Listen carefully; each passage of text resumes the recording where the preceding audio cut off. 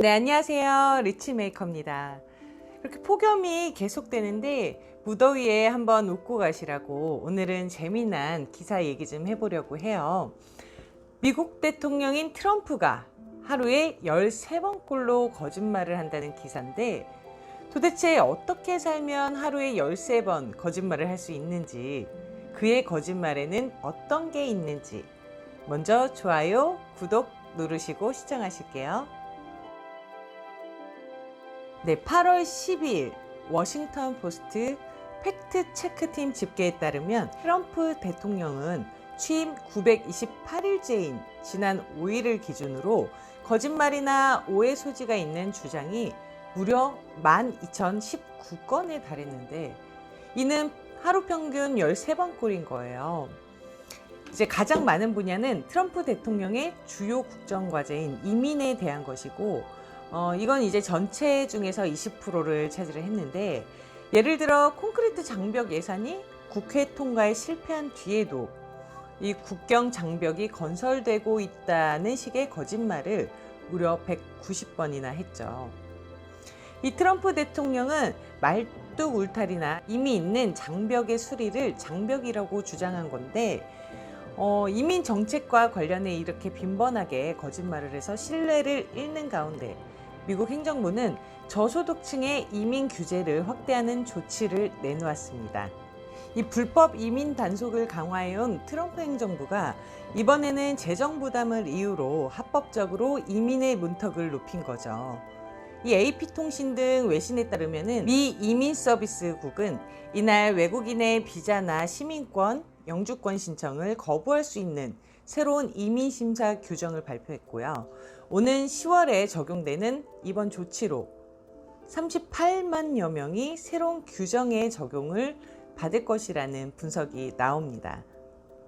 이 새 규정은 이민 신청자의 교육, 소득 수준, 건강 기준에 더해 정부로부터 공적 지원을 받았거나 받을 가능성을 따져서 비자나 영주권 허가를 일시 또는 이제 영구적으로 불허하는 내용을 담고 있습니다. 즉, 이미 저소득층 의료 지원 서비스, 식료품 구매권 또는 주거 보조금을 받았거나 저학력, 저소득층 외국인의 경우에 생활보호 대상자가 될 가능성이 있다는 이유로 입국이 거절될 수 있는데, 이 기존에도 영주권 발급을 제한하는 규정은 있었지만 소득 절반 이상을 정부 지원에 의존하는 사람에 한해서라 이로 인해서 이제 발급이 불허되는 경우는 많지 않았죠. 이 백악관은 이런 변화가 미국에 입국하거나 체류하기 위해서는 자급자족해야 한다는 원칙을 분명히 하려는 목적이라고 밝혔는데, 돈만 쓰러 미국에 와라, 미국에서 돈 벌어서 니네 나라 갖다 줄 생각은 없애라 라는 생각인가요? 이거는 제 생각뿐만 아닌가 봐요. 안 그래도 이제 이민 권리 단체들은 이번 조치가 가난한 나라에서 온 이민자들을 차별하고 합법적으로 미국에 거주 중인 사람들이 이 필요한 지원을 받지 않게 될 거라고 비난을 했고, 뉴욕과 캘리포니아주 등 자치단체와 시민단체도 소송을 예고하면서 즉각 반발에 나서고 있습니다. 이민뿐만 아니라 경제 분야에서도 트럼프 대통령은 미국 경제가 역사상 최상이라고 작년 6월 이후로 186회나 주장한 것으로 나타났죠. 이 트럼프 대통령은 미국이 무역 수지 적자로 돈을 잃었다는 표현을 166회나 했는데, 이 워싱턴 포스트에 따르면 무역 적자는 상대국보다 자국이 더 많이 구매한다는 의미에 불과하고, 환율이나 성장률, 저축률, 투자율 등 이 거시적인 요인에도 영향을 받는다고 해요. 대통령이 적자와 흑자의 구분도 안 되는 건가요?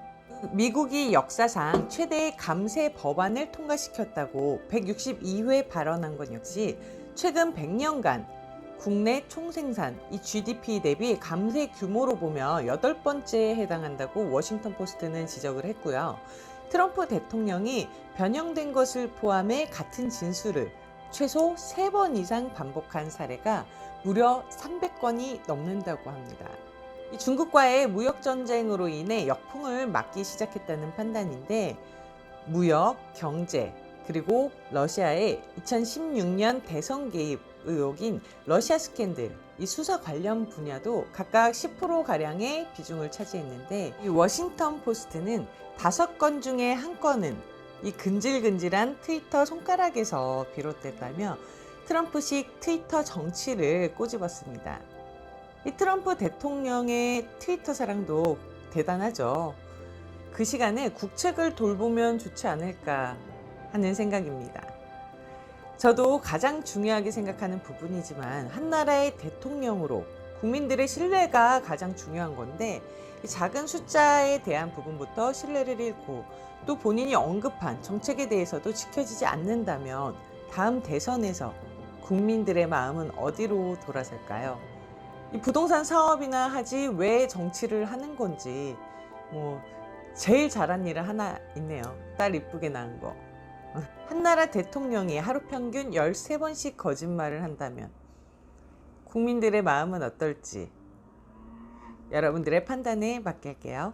당신이 부자가 되는 그날까지.